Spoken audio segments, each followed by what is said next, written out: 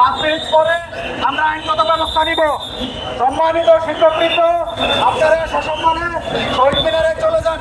আমরা জানি আপনারা সমাজের দায়িত্বশীল একটা অংশ, আপনারা শহীদ মিনারে চলে যান। একটু পরে 5 মিনিট পরে আমরা আইনগত ব্যবস্থা নিব। সম্মানিত শিক্ষকবৃন্দ, আপনারা সবাই শুনতেছেন, আপনারা সবাই শহীদ মিনারে চলে যান। 5 মিনিট সময় দেওয়া হলো, 5 মিনিট পরে আমরা আইনগত ব্যবস্থা নিব। সম্মানিত শিক্ষকবৃন্দ, আপনাদের নেতৃবৃন্দ অলরেডি শহীদ মিনারে চলে গেছেন, আপনারা দয়া করে শহীদ মিনারে চলে যান। সম্মানিত শিক্ষকবৃন্দ,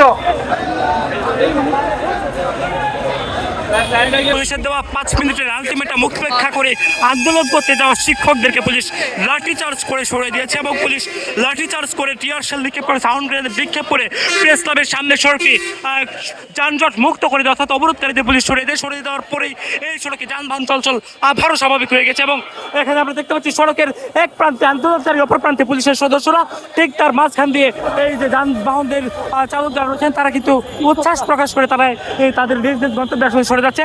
অন্যদিকে আমরা দেখতে পাচ্ছি পুলিশ কিন্তু আবারও লাঠিচার্জ করছেন, পুলিশ কিন্তু আবারও লাঠিচার্জ করে তাদেরকে সরিয়ে দিচ্ছেন।